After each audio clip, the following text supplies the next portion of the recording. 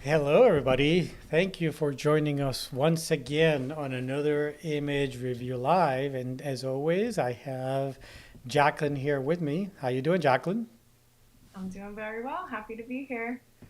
Awesome. Well, it's been a little while. When was the last image review that we did? I forget now. It was a while ago. It was in June. It was mid-June to early June. Yeah, it's just been insanely busy. Hmm. Um, I have recently moved, and that's part of the reason why. Back on August, I moved from cold Maine to sunny Florida, in my new house here in Florida. And we were supposed to have this image review live a week ago, but my internet was still suffering from the after effects of the hurricane. So, um, we are fine here. Nothing happened to the house. We are very, safe. We're lucky that we had very little damage, but our biggest pain in the butt was our internet was kind of dead.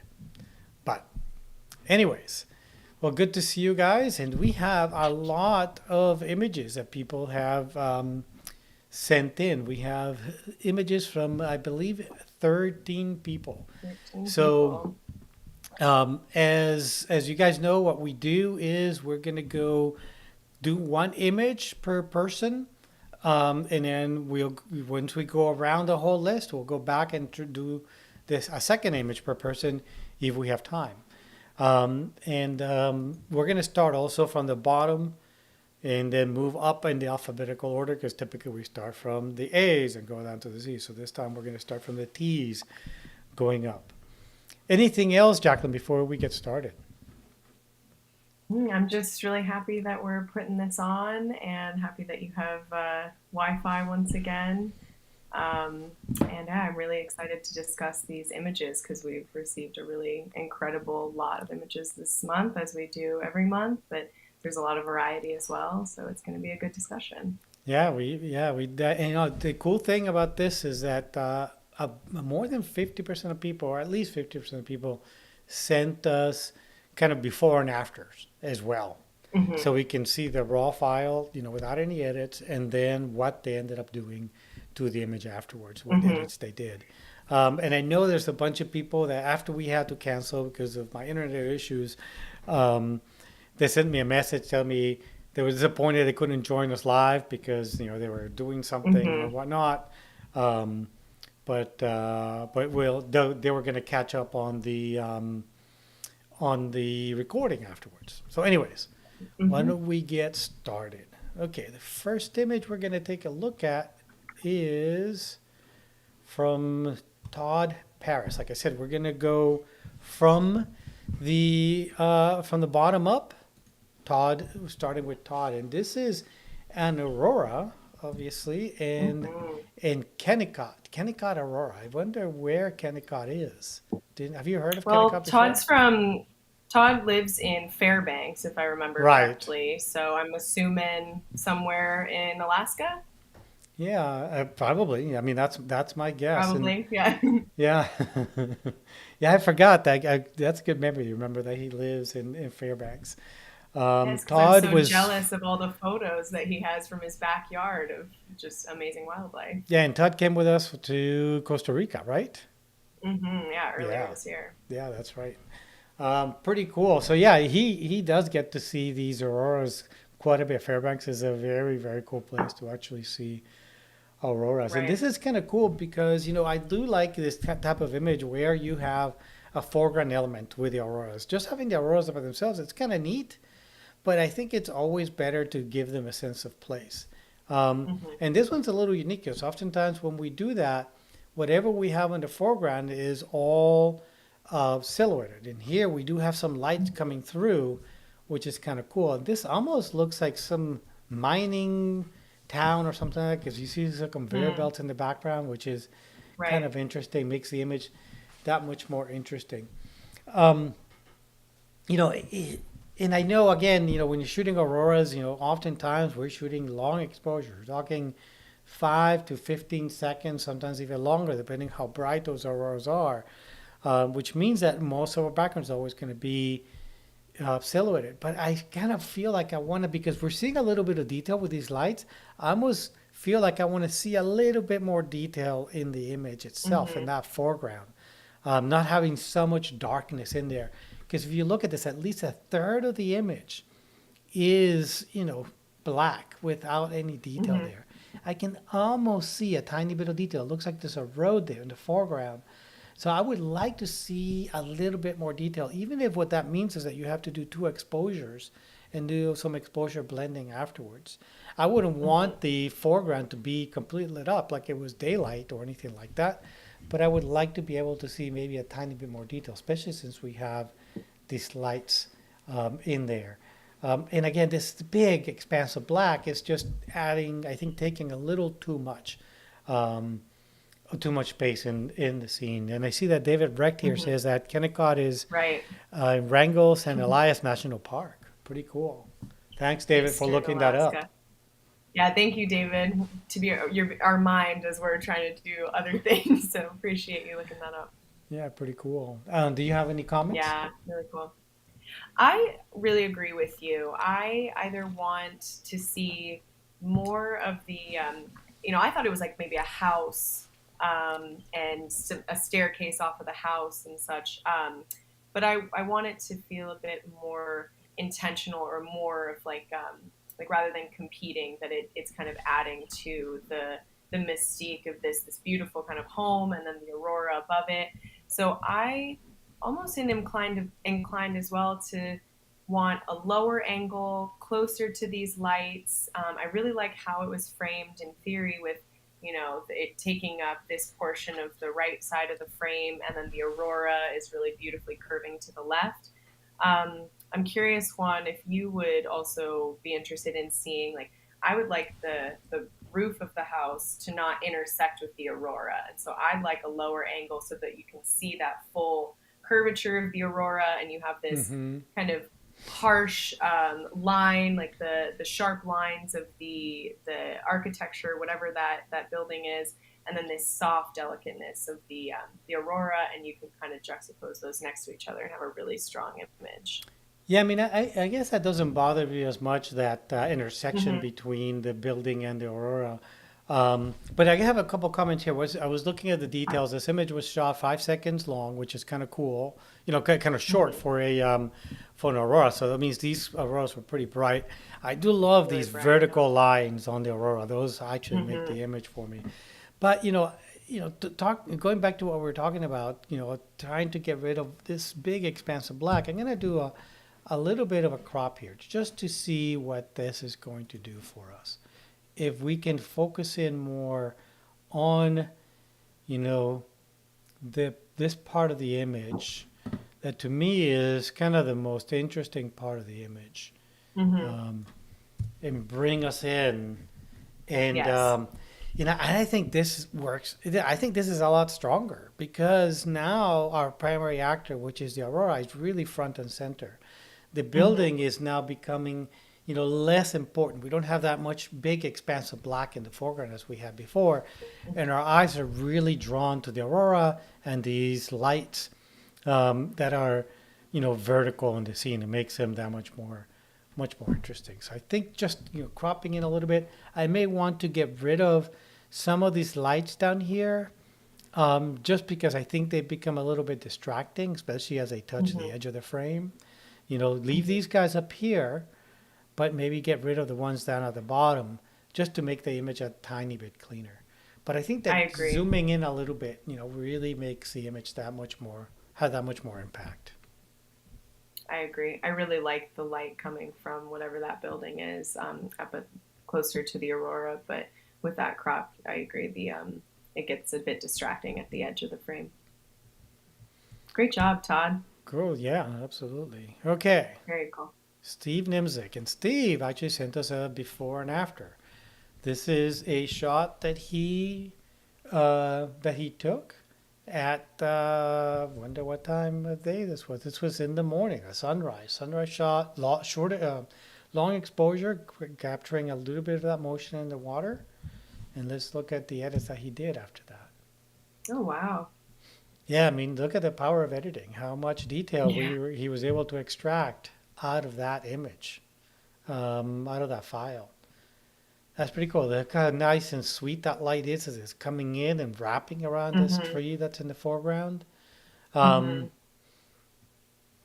and I like the fact, and this is something that we always talk about with images, is having layers, right? We're having this layer in the foreground, we have the mid, which is the this action of the waves, and we have our background, which is that sun and sunrise and the sky. So kind of neat as you have these different layers, gives you a sense of depth and dimension in the scene. Um, our object is dead center in the scene, Mm-hmm. but I think it still works here because our eyes get drawn between the driftwood in front of us, the action in the waves, and up to the sun. So Mm-hmm. there's still a lot of movement in the eyes, still a lot of movement in the scene. I Mm-hmm. really like the amount of detail you were able to extract here. I like the exposure that you did. It's a fifth of a second at f18 to get a nice deep depth of field. I do wonder though. Hold on, I want to see what if I wonder if I would have moved a little bit to the right and placed that driftwood maybe a little bit more to the left and have a little bit more room on the right side. Um, to make the image not as centered, maybe give it a little bit more, more room for that tree to move into. Although we know the the tree or the driftwood is not going anywhere, but our eyes they have a kind of flow along the lines of the tree. So we want to provide our eyes a little bit of movement. I wonder if that would have changed the image and made it a little bit more, even a little bit more dynamic than it currently is. Mm-hmm. So what do you think?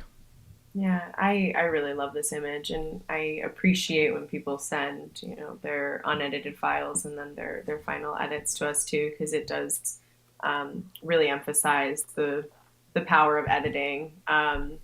I actually really like how it's framed because for me, the way that the shadow is kind of stretching out to the right side of the frame as well feels really nice to have the actual driftwood itself be pretty centered, and then the shadows kind of bleed out to the edge of the frame. So I personally really like that. But it's interesting, definitely, to have kind of your subject of this driftwood immediately above it to have this beautiful wave and that long exposure. It looks really dreamy, and then you have this beautiful sun star, and um, somehow it doesn't really feel like it's competing, and there's a really nice easy flow to it. Mm-hmm. So I hear you about allowing more space and such, and giving more room for flow as well. But I think too that I like the crop. Would you mind going back to the unedited file just to see how cropped in? It Hmm. didn't crop in that much. He just cropped in from the Yeah, top mostly. right. Yeah.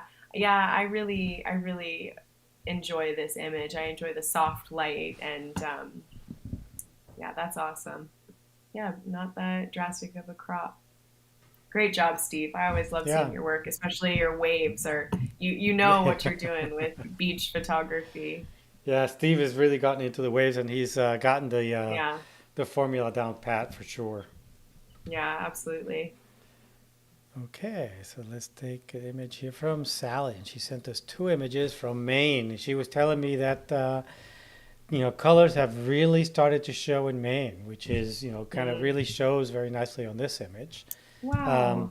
but let's talk about this one first because I do like this a lot. I do love these sort of incredibly peaceful scenes, the Maine coast, these fishing boats, as the sun is setting, and you have this amazing, beautiful full moon, and those incredibly soft pastel colors Hmm. of that sunset. Um, I do like the position of all these boats. I especially like the position on these guys on the right because we have quite a bit of room between them, so we can actually discern them individually very nicely.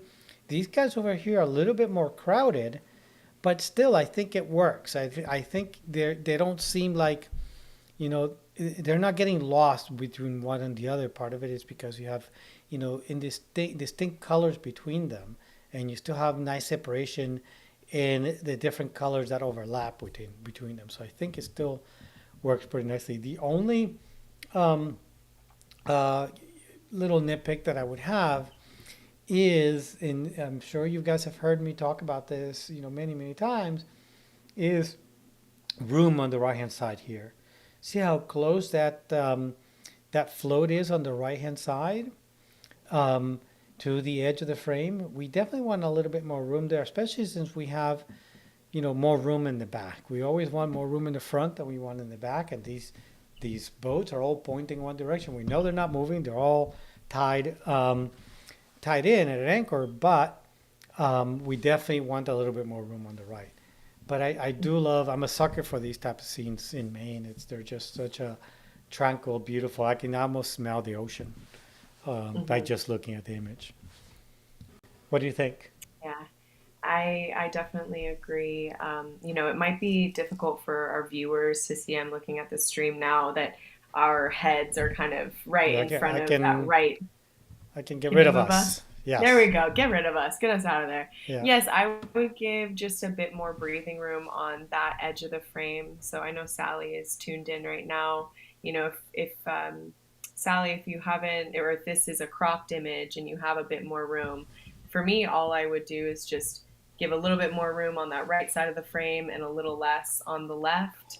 Um, one thing that is just me being a stickler as well that I'm curious, Juan, what you would recommend and how to remove or what way you should position yourself. Do you see the like the I don't know the word for it, but what are sticking out of the top of the boats? The antennas? Um, the is it are those the antennas? Yeah, Yes. and how they're intersecting with that tree line and with Mm-hmm. the bank of the shore. Um, I don't know if you would recommend getting lower or getting higher, but having that some of them stop right on that beautiful shoreline midway through, that's something that I noticed as well and considered how we could kind of remove that so that that didn't detract. But that's getting extremely nitpicky as well. Yeah, I think one of the issues here is that if you do get higher to get that vantage point and get those antennas down a little bit, and I'm pretty sure these are antennas, but maybe not. But they look like antennas to me. These guys have tall antennas because they need to be able to reach out, when they're far out at sea. And your reach of your radio is a big factor as to how high your antennas are. But anyways, um, if you did get a little higher to bring those antennas down, what would happen is you would end up with more room, more space over here, separating the boats from that background and giving you a lot more space in this middle space here. So I'm not sure that's something you would really want to do. I Okay, think that, you know, the antennas are what they are. Just they're part of the boat. absolutely. The nice thing is that they're most of them, except for this one on the left, most of them Hmm. are kind of clear. They're not really getting that lost in the scene. So Hmm. they really don't bother me. To me, I know Sally Hmm. commented that she did have um, a boat here in the way on the right hand side that she was trying to crop out. Mm, That I was kind of see. close. So maybe just use Photoshop to add a little to cheat a little bit and add a little bit of space there maybe. Um, Agreed. but really nicely done. I like the composition. I like, and this is something some people may have noticed. This horizon line right here, the shoreline, is dead center in the scene. And Hmm. for a lot of people, that would make the image very static, and it can. But this is such a serene image that I think it works to have that kind of static that way. Let's say, for example, that I went ahead and cropped from the top a little bit. Let's see what that looks like. Um, to me, it does just it doesn't feel right. It doesn't feel as peaceful as the other one did. Um, I think that in a case like this, and that I'm a sucker for panoramic kind of shots, for wide aspect ratios, but I think that having this more in the original aspect ratio or more square aspect ratio, um, Hmm. makes the image feel more serene and static, which I think works really nicely here. Hmm. So yeah, Sally said that she would have needed a ladder to get higher which reminded me, the Yes. reason I wanted to say that, because I have a friend who's just a incredibly dedicated photographer, and he always carries a ladder in his car, believe it or not. I mean, it's nuts, but he always carries a ladder in his car just so that he could get that little higher vantage point. Right. Talk about dedication. Okay, so Melody, and again, here's another one where she sent it. Melody, if I remember correctly, because she has sent images many times in the past, she Hmm. has amazing bird shots, amazing, Yes. birds on amusing, beautiful branches, beautiful background shots, and and this dove is just absolutely gorgeous. And this is the before and then her after composition. Look at Wow. that. Look how beautiful that Hmm. is. And and I do not know my dove species all that well. I don't know what kind of dove this is. It's definitely not a mourning dove. It is some other kind of dove. Because mourning doves are smaller and kind of rounder. These guys, I've seen these before with the blue eye ring, but I don't know the species. Again, I don't know my doves all that well. But look at that, how beautiful that is. This actually, Gorgeous. I wanna compare these two. The Hmm. crop and the editing that she did to this to bring this out. Look how beautiful that background is, how well framed the image is with this branch in the foreground and this branch in the background that's mimicking that same line, really Hmm. giving us, aiding our eye as to what to look for in the image. Um, I mean, this is just outstanding. The only tiny little thing that I would do, I love this image so much. This is something um, that I would spend the time to do it on. Is maybe clone out a little bit of this branch, not the whole thing. Maybe just a little bit to give itself a little more room. It feels a tiny bit, tight. This little branch Hmm. over here. Um, but other than that, I think this image is beautiful. It's perfection. Detail Hmm. is amazing. The light is great. You did a really outstanding job at editing and in composition and cropping the image. Absolutely. And the warmth that in this image too, and the whatever those berries are that are hanging as well, and Look like that cherries, just maybe. gives. Are they cherries? Yeah. They it just looks so gorgeous. Oh, Melody is just messaging that. Oh, she just said, "Thank, great job, Melody. Glad that you're tuning in." I love that there's that repetition in color as well of those berries, and then the feet of this dove too, and the Yeah. warmth of the background, and it's such a creamy, beautiful background too. So the dove really stands out, and I appreciate how she frames her bird photos as well. That she allows space for the natural elements to come in, but you never feel like it's taking your attention away from the bird, and it's not distracting. So that's just a really great use of framing, and I appreciate her submitting another great bird portrait. Yeah, it looks like I'm distracted, but I guess I am a little bit. I'm trying to find the species of this dove. So, Melody, if you Hmm. know the species, please let us know. My phone is kind of acting up. Um, And Melody said that they're crab apples, actually, which means they're oh, they're yeah. either very tiny or because those are extremely tiny crab Yeah, yeah, apples. absolutely. I used to have a tree like that in Yeah. Bangor. That was little crab apples, that tiny, tiny ones like that. That tiny? Wow, that's Yeah, wild. it was kind of weird because even like they were so tiny that even the cedar wax ones would come and eat them. Hmm. Wow. Um, yeah, I can't really. Oh, yeah, I think this is a white-winged dove. Yeah, Hmm. I see the little white edges on the wing. Yeah, I think it's a white-winged dove. Pretty Melody, if cool. you know, let it confirm with us if it is a white wing. Yeah, definitely looks like a white one. Beautiful, beautiful She's- job, Melody. Okay, so Yeah, let's look she at said they do Lee. call them mourning doves, but that might be incorrect. So if anyone knows what kind of bird species that is, let us know. We'd love to figure it out. Wow, look at that.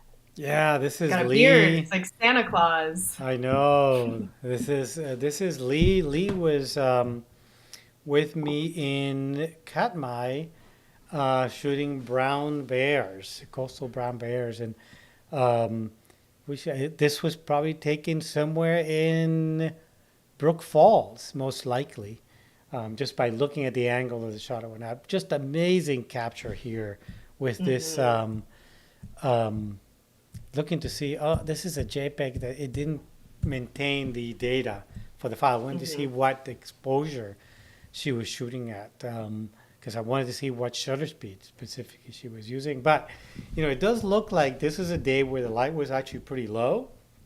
So Mm-hmm. she was shooting a high shutter speed and most likely had to have a pretty high ISO. Because I do see Mm-hmm. quite a bit of grain in this image. So Lee, this is an image where I would not hesitate to do some noise reduction, specifically using noise reduction from Topaz Denoise, just my favorite tool to actually remove noise in an image. So that's really all that I would do to this image. I think this is absolutely awesome. The way that I want to say hair because it looks like hair, it looks like a Yeah. big beard, Yeah. but it's just streams of water as this bear is Mm-hmm. shaking its head. Just such a neat expression, such pretty cool color, nice detail, and you just Mm-hmm. capture just the absolute perfect moment in that action. Yeah, and the bear is so striking as well. I mean, just looks tack sharp to me, um, from my screen, and love the framing too. Love that the bear is a bit off center, and you've got room to breathe, and it's almost like you're expecting a millisecond later that all of that negative space to the left of the bear, to the right of the frame, it's going to be filled with those water droplets in just a millisecond, and that just is a really great and very strong image. It's awesome to look at.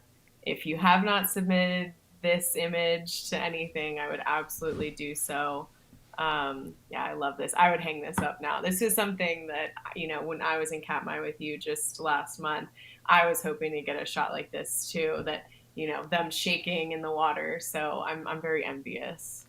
Yeah, the absolutely. This is an image I would definitely print and hang because it is just so cool. It's just such a, Mm-hmm. conversation starter. It kind of draws you in, It really just does. try looking at it, trying to figure it out because it's such a Right. cool capture, cool image. The other thing that I would do, Lee, is I would go in and bring in a little bit more detail into this Mm-hmm. eye because you see how we can connect with this eye over here, but we can't really connect with this one because all we see is a dark area. We don't see the eye all that well. So I would try to lighten that a little bit and maybe remove that little drop that's there. That little drop that because it's a little distracting. So try to bring a little bit more detail in that eye so we can make that connection and then do a little bit of noise reduction. But yeah, this is a winner. This is absolutely awesome.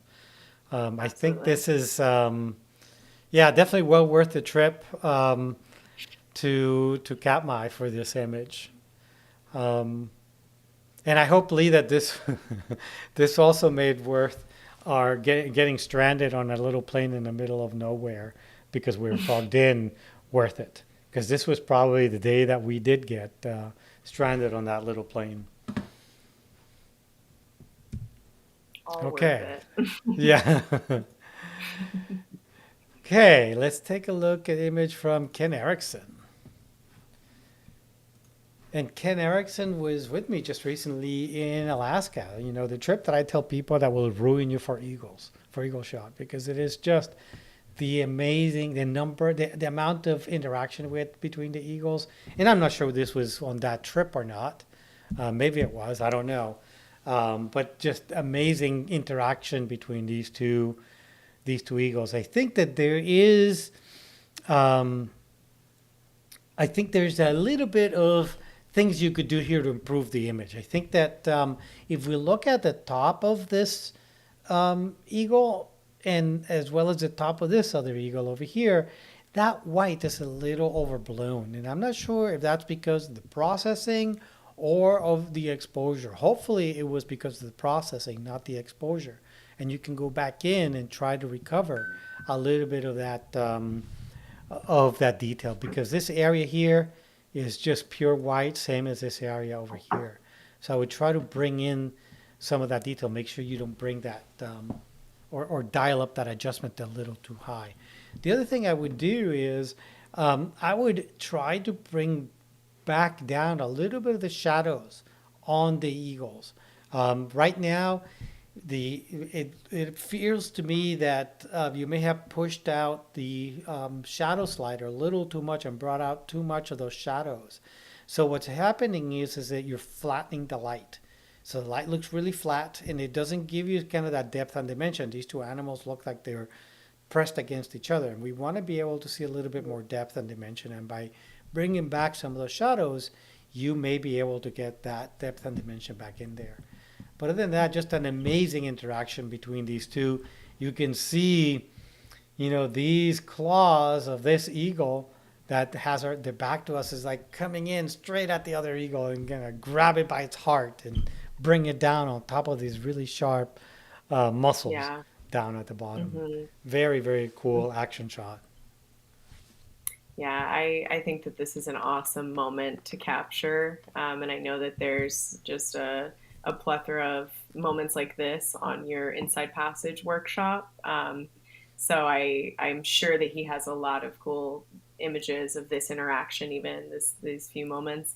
Um, I would say that the bottom part of the frame, with the muscles or rocks or whatnot, that to me, they appear so sharp, but not sharp in the way of focus, sharp in the way of like they're drawing my attention the way away. They Mm-hmm. almost look too defined. The definition is too high. I would definitely, whatever has been done in processing, I would want to make sure that that bottom of the frame is softened a bit in this second round of editing after he listens to this review, because I keep looking down there at the bottom of the frame, and my eyes are being pulled away from such an awesome interaction between those two eagles. And also, would you mind, Juan, just focusing in on that eagle that we can see its eyes? I wanted to see if there was any, yeah, if possible, when you do bring back some of the shadows, I still would encourage you to just ensure that his eyes don't get lost and don't get too dark Mm-hmm. as well, because that's really a strong focus, a strong component of the image, is that you're basically staring down the eagle. So that's just another thought as well, is to make sure that you don't lose that face and that stare that you have. And that's a really cool capture. What a cool moment. Yeah, and I agree with you in that this area down here just looks a little bit too defined, and it does detract from what we Hmm. really should be focusing on with this, which is that interaction between these two amazing creatures.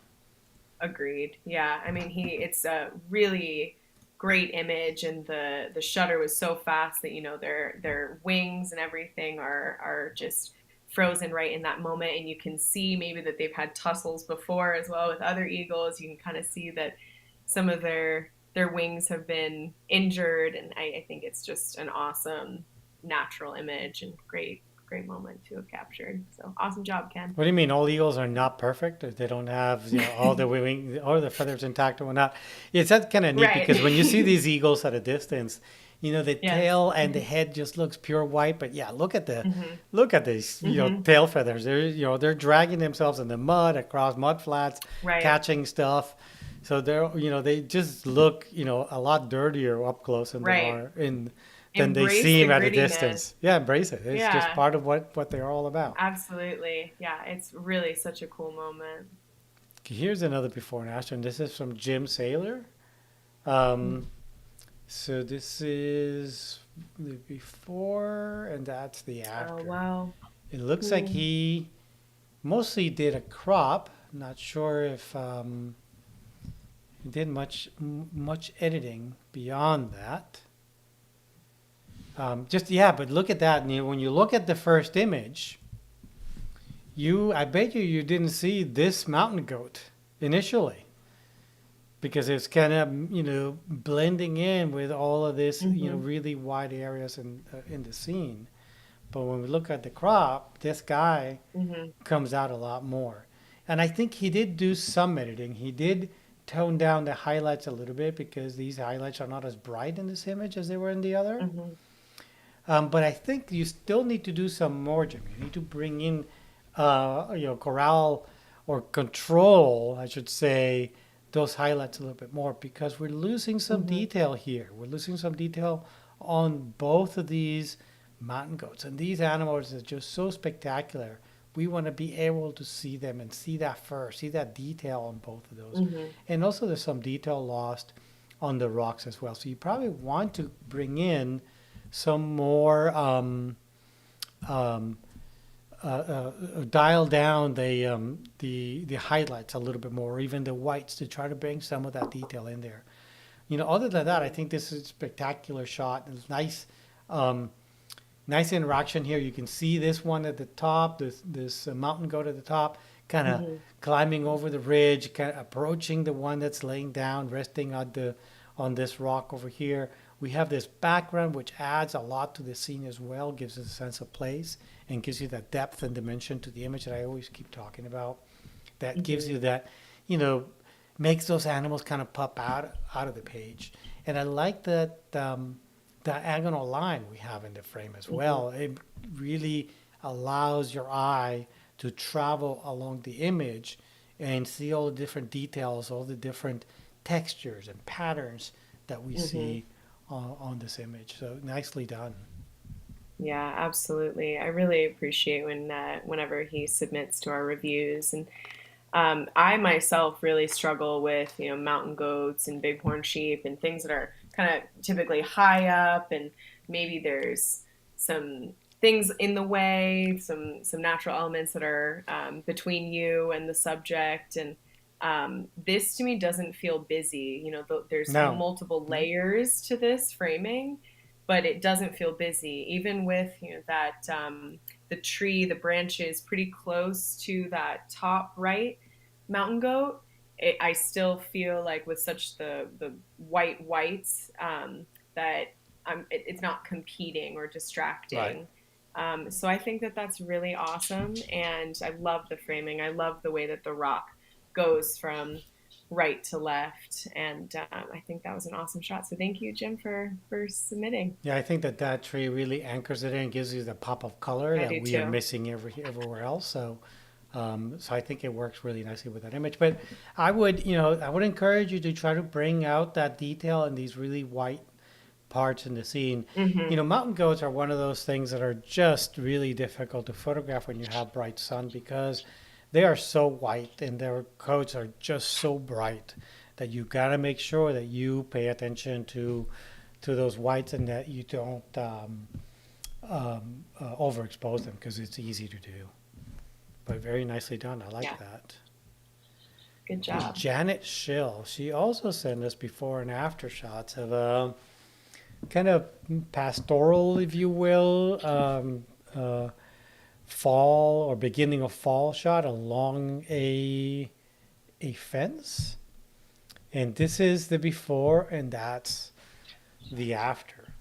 Um, definitely very different color between this one and Hmm. this one. She did bring out or change the white balance on the image to make it a little or a lot warmer, which actually makes really works for this image, without making it look like it's overly saturated. Typically, a lot of folks what they do on these kind of full images is that they work on the saturation slider, and I think that working with your white balance slider becomes a much more effective tool. One of the things that we also Hmm. noticed is that she went ahead and cropped out this guy that's up here. That's not really adding anything to the scene, and as a matter of fact, is Right. distracting us. She got rid of that, so really focuses her eye on the fence as it's moving back there. See how that those leading lines really draw our Right. eye to that splash of color in the background. A lot of people will look at Yeah. this image and they will look at this red down here and be like, well, I really need to, that's what's, really cool about this image.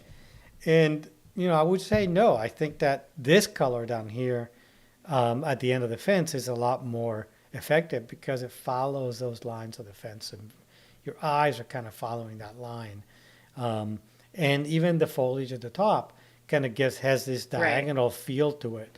So your eyes are all drawn out and keep traveling back along that fence line.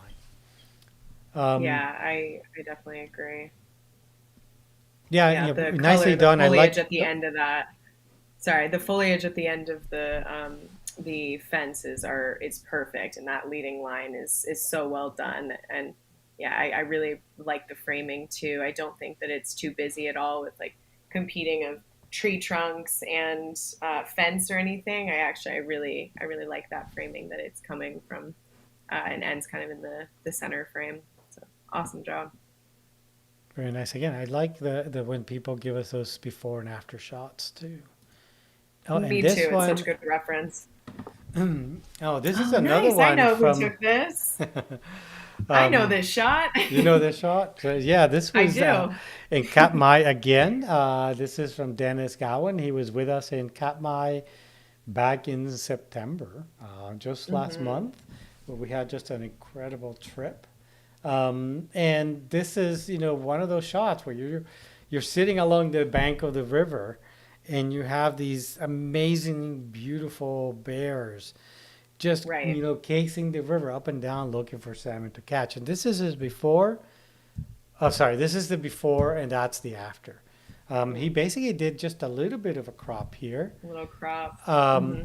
but I think Dennis, one of the things that I would do here, and he gave us a tip, so at least that gives us a little bit more room for editing, is that we definitely want to bring a little bit more detail in this guy. We want to give him a little bit more definition. We want to be able to see some more of this fur that's in here than we have before. We don't want to go too far. We don't want to go this far, Hmm. for example, because that just doesn't look natural. It looks like this guy's being Hmm. lit by, fashion lights or something like that. Right. Um, but we want to bring in a little bit of light in there, but we don't want to overdo it so that we can see a little bit more detail in this guy. And then one of the other things I always like to do as well is do a mask around the eyes to bring a little bit more detail in the eyes so that we can Yeah. connect with that subject. Um, so oftentimes I'll do exposure and I'll do a little bit of shadows. Just, not too much. You don't want to do this and look Right. and make him look like he's possessed. Um, you just want to bring in enough light in there so that so we're able to see that eye, maybe perhaps a tiny, tiny bit of catch light that we have in that eye in there. Yeah. Um, and typically just little changes like that can make a big difference between, um, being able to see some of that detail that we weren't able to see before and bring out that detail and feel that texture. I mean, I feel like I want to run my fingers through that through that fur. I would not advise it, and I Don't do won't, it. Don't do and it. and I won't let you do that while on the workshop in Katmai. Um, but it just I feel like I want to run my hands through it. It just feels like such a beautiful animal. The other thing Yeah. I would think about too, he did a crop here, but see how the animal's really centered about the same amount of space on the back than the front. I would crop move him over a tiny bit and give them more space in the front than in the back. And you see Yeah. how much more dynamic that image feels. It looks like the animal is moving towards the right. Hmm. So you had the right Hmm. idea with a crop, but I would do it in such a way that would you give me a little bit more room on the right than on the left. And look at those drops of water. Everything's frozen in Right. midair. Absolutely beautiful. He's shooting at what? At I can't see it. It's too little. Let's see if I can look at over here. At 1600th of a second, which works pretty nicely for this kind of shot. Hmm. Hmm. Yeah, if I'm remembering this correctly, this was on the day that it was, there were some moments of torrential downpours, and I think that that may have, as Alaska seems to always dish out.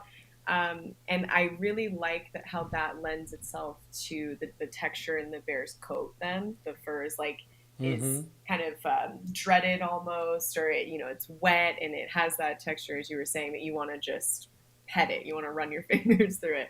I remember looking through the images with Dennis after this day and seeing this image and stopping in my tracks, because the moment that you get that huge paw and those claws right there, and the frozen action of that water, cascading off of that massive paw, um, I just thought that that was such an awesome image.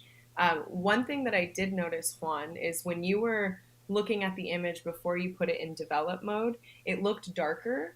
And then when you opened it in develop mode, it showed some of his edits. It looked lighter. And I actually know that Dennis was encountering that on the boat too. He was having some issues with that. So maybe it was just my eyes playing tricks Hmm. on me. But I did not notice I, that.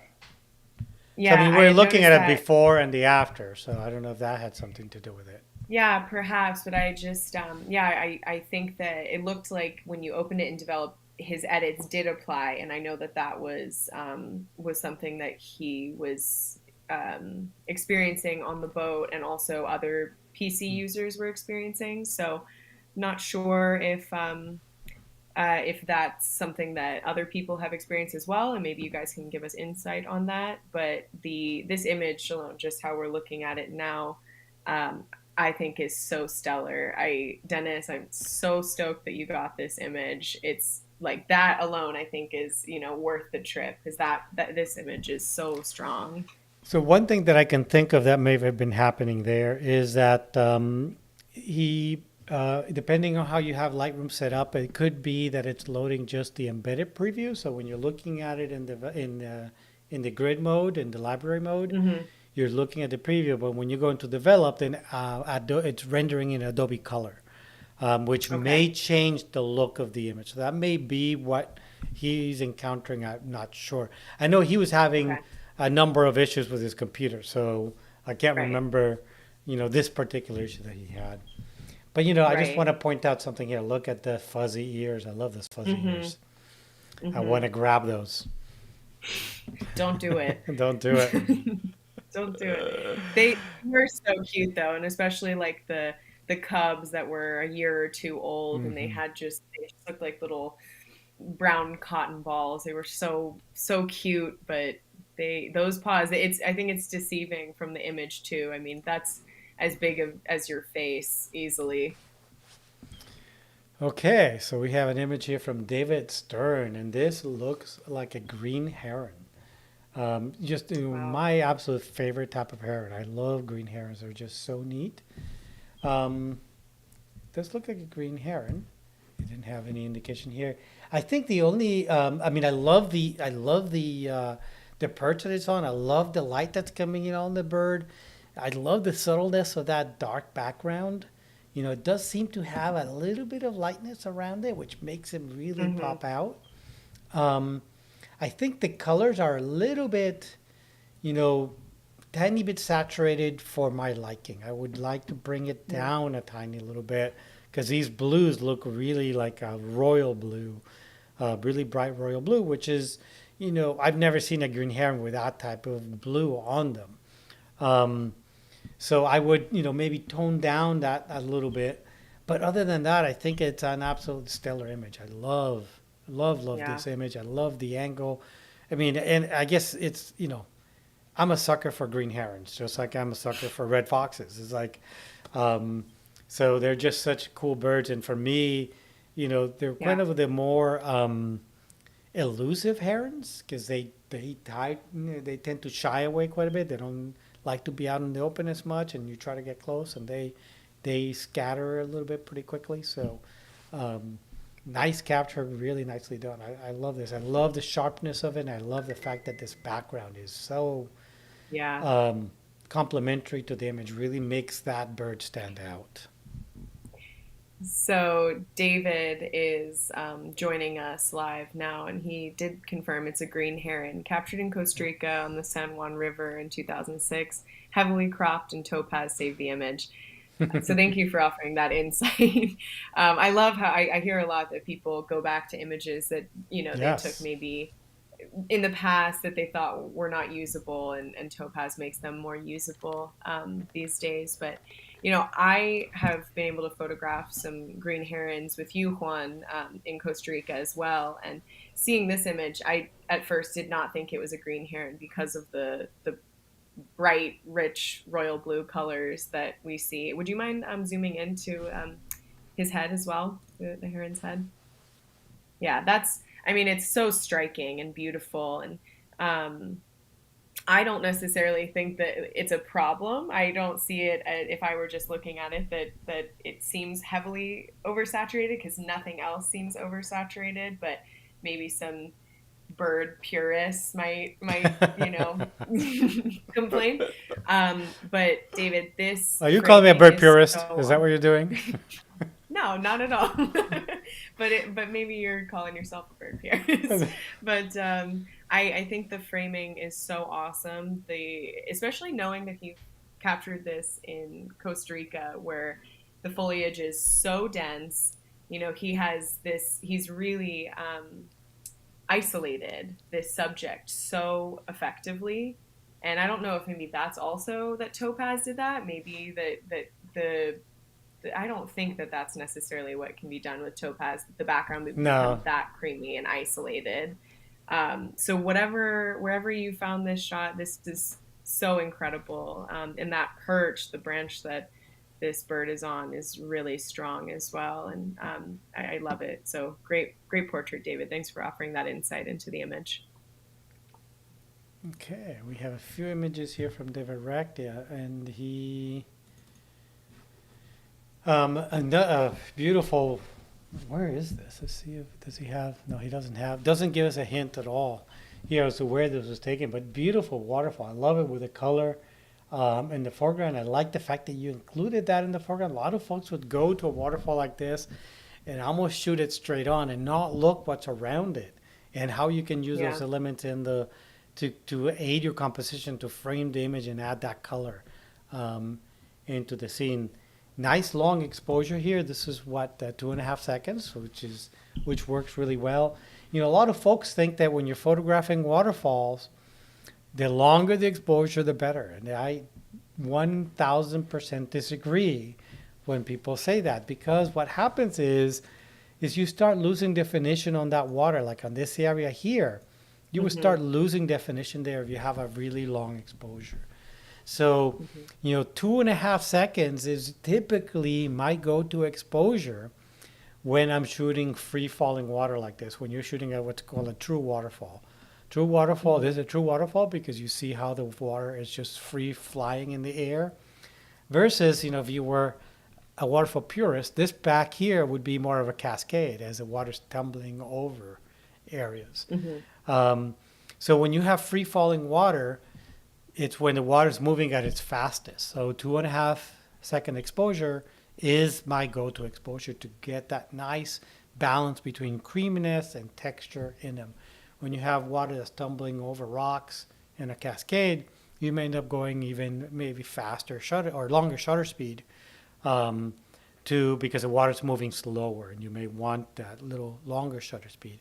But obviously, that's all a matter of taste. I prefer to have a shorter shutter speed. The other challenge with that is when you have water like this that's falling, it's also creating mist and wind, which will oftentimes make all these leaves that are close to the water move.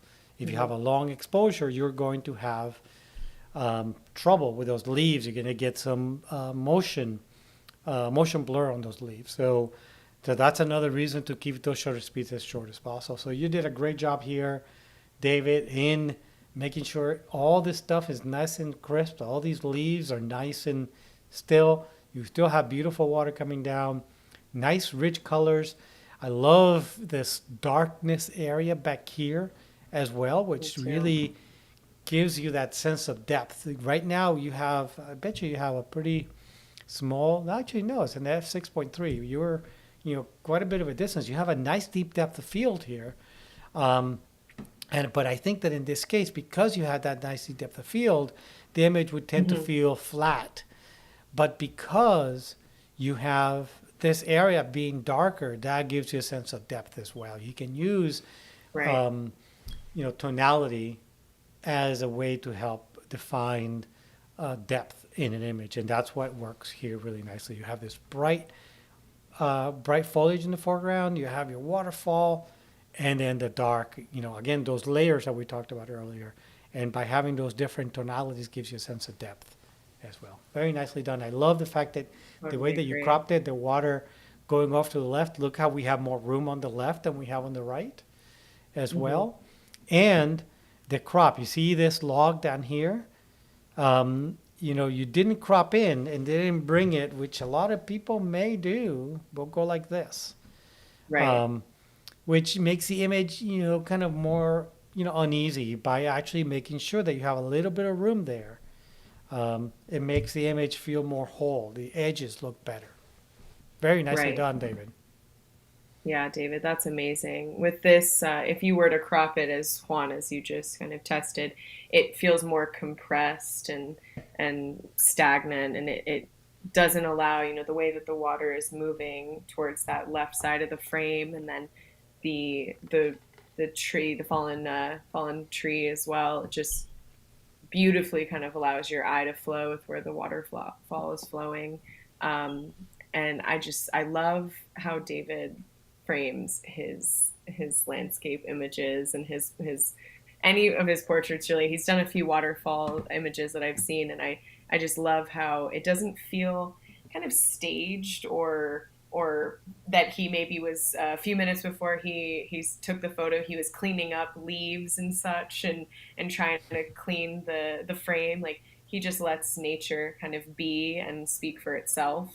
And the way that he framed the foliage in the right versus that dark verdant foliage in the left, I think just is so is really so strong and striking. So this is such an awesome image, David. And he did also say that this was taken in the UP and the Upper Peninsula of Michigan last year. So um, great job, David. Keep sending them. Very cool. Okay, so we have a few minutes and we have two more folks. And we have Brian Scanlon. Hey, Brian, long time no see. Um, wow, this is beautiful. I love this. Oh, Sentry. it's Badlands. Badlands. Yeah, looks like Badlands. Looks Pretty like cool. Badlands. Yeah. Yeah, I love this shot. I love the composition. Yeah, I mean, this is one of those shots. And, you guys who've been on these workshops with me or have seen, or I've been on some other image reviews, I always talk about, especially on my workshops, butt shots are not allowed.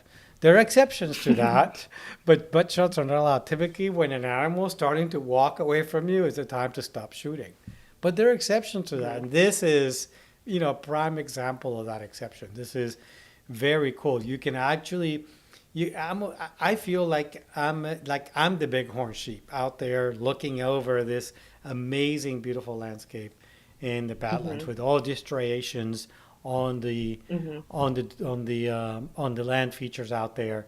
I love the Yeah. light. It's really dramatic light, the way that it's coming in from the left and just skimming the edge of that bighorn. You can see Yeah. that the light is ahead and to the left because you can see a little bit of that horn. You can see the shadow of that horn on the back of this bighorn. So that gives you an indication of where the light's Right. coming from. The light's coming from over here, kind of striking the animal in this direction. Just adding that incredible dramatic light is absolutely beautiful. And there's such a nice warm light. Mhm. Look how it's casting that warmness on those grasses on the top. But this is outstanding, Absolutely. Brian. I wonder. Oh, so this is a crop. I wonder though Mhm. if I would do a little bit of a different crop. I'm just, this is something I like to do with my own images is, play around a little bit and see what I may like or may not like. What if we kind of went in a little bit more, include a little bit less of that small mesa and zoom in? Because I'd like to see that bighorn kind of take a Mhm. bigger role in the scene. So we went from that to that. Not a huge Mhm. difference. Um, Hmm. so no, I think you did a good job. I mean, yeah, you got Hmm. very close to what I would have done to begin with. So that was yours, and this was mine. I just tidied Right. it up a little bit. I just went in a tiny little bit, a tiny bit, to bring in my animal. I don't want to. I mean, I want to still be able to see all of that amazing, light on the Hmm. grasses and on the little mesa here. So I don't want Yeah. to crop any of that to zoom in that much more on our animal. Um, Right. just absolutely stunning, beautiful, nicely done, Brian. So There's beautiful. not Yep. there's nothing I would do to this image. Brian is here with us live, and he said that he was struggling with the crop, and I empathize. I totally see why you could be, struggling, but I think really what it is that there's so many potentials for crop. You could make Hmm. it more of like a pano, for instance, and really show all of the the geologic features of the Badlands, for instance, or you could bring it closer in. Which Juan, I really liked your tighter crop, because it just magnifies how awesome that lighting is on the bighorn. So I think that you have options. So rather than telling yourself that you're struggling, you just have like a multitude of Yeah. of of crops that you can do and play around with. But I wanted to say that the lighting on that horn on the left side of Oh, its face is so that's awesome. That's beautiful. awesome. I love It's that. so gorgeous. So this is an awesome shot, and there's a lot of potential. So keep playing around with it. Send us anything that you'd like to if you want our insight. And I just actually got to visit the Badlands a few months ago, and it's the coolest place. I was so Hmm. excited to see this. And so I think you really captured the uniqueness of the landscape. And even with this tighter crop, I think it's evident immediately where this is too. So there's context in the image and such that I think you captured really effectively. So you Yeah, I did a mean, great job, yeah, Brian. this is one of those rare images, but there is no bad crop. I mean, the Right. scene is so stunning that Hmm. there is no bad crop. I mean, I typically, I'm more a wildlife photographer, so I want to bring in the wildlife, make wildlife Right. the center of my image. But, even if, like you were saying, doing that long Right. crop, that long panoramic, Hmm. I think, it's just beautiful as well. Yeah. It ends up being maybe a little bit more landscape than wildlife, but I think any of those is Hmm. is incredible. Um, I agree. so it's just a matter of, personal taste, what you like better, and maybe where you think you're going to hang it. I think he needs to send this to like South Dakota Department of Tourism or whatever. I can imagine just the words like "visit Badlands" across the sky, and this is a billboard in the Yeah. middle of Nebraska, and people are going to take the detour to come see it. So this is really great, Brian. There's a lot of potential in Yeah, this. nicely done. And good to see you, Brian. It's Hmm. been a while. Okay, so let's take a look at the last one. Arlene. Oh, man. This is awesome. This is awesome. This is fox hiding in the Channel Islands in the weeds. Look at this tiny little guy. This is, I wonder if this is one of those channel foxes. They're tiny little foxes. Beautiful, beautiful fox. I love the Wow. scene. I love the detail of the grasses. I love the color, how they, interplay with each other, and how the fox is, um, camouflaged by those colors. I mean, you can see if we weren't in this tight, these guys would be incredibly hard to see. Hmm. Um, Absolutely beautiful. I love the expression. I love the fact that part of the face is hiding by these seed pods. Um, Hmm. yeah, so nice and sharp. This is, I have to say that this batch of images that we've gotten have made my life really easy. We've had to go very little into the develop module and actually, you know, change a lot of stuff in the images. These images that we've gotten this round have been absolutely stellar. Really, really good job. And Yeah. I love this image, Arlene. You did a spectacular job. And there is, Nothing, not one single thing that would change about this image.